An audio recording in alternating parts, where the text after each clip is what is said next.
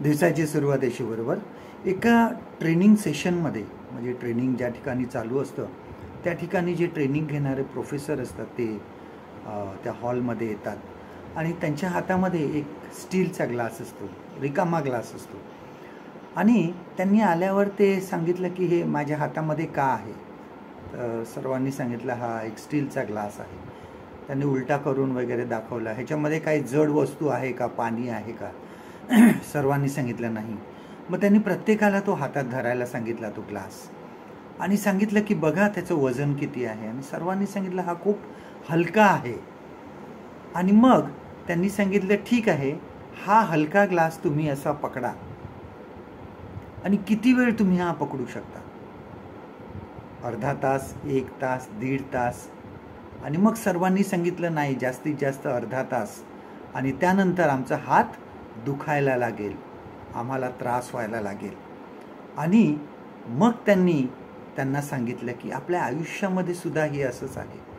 आपलं जे दुःख आहे, ज्या मागच्या चुका आहेत किंवा बऱ्याच गोष्टी आहेत, ह्या जरी लहान असल्या किंवा मोठ्या असल्या ते आम्ही पकडूनच ठेवतो आणि त्यामुळे हळूहळू आम्हाला तो त्रास व्हायला लागतो. आमच्या जीवनामध्ये आम्हाला त्रास व्हायला लागतो. देवाने आम्हाला आमच्या पापाची क्षमा ख्रिस्तामध्ये दिलेली आहे. आमच्या पापांची क्षमा झालेली आहे.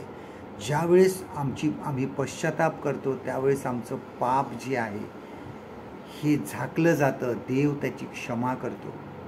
त्याचा पुनर्विचार आम्हाला करायचा नाही आहे. बघा, स्तोत्रसंहिता 103 मध्ये वचन काय सांगतं.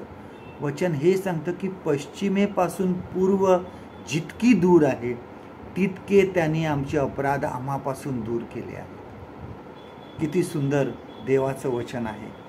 देवाची क्षमा म्हणजे आमची पाप जी आहे ही झाकून टाकतं. ती मनातून काढून टाका. पूर्वीचं ओझं मनात घेऊन ह्या जीवनामध्ये प्रवास करू नका. तुमचं मन थकून जाईल, तुमचं शरीर थकून जाईल आणि तुम्ही पुढे जाण्यासाठी तुम्हाला त्रास होणार आहे. आजचं देवाचं वचन आपल्यासाठी हे आहे. स्तोत्रसंहिता 103 आणि 10वं वचन, Psalm 103 and verse 10. आमच्या पातकाच्या मानाने त्याने आम्हाला शासन केले नाही, त्याने आमच्या दुष्कृत्याच्या मानाने आम्हाला प्रतिफळ दिले नाही.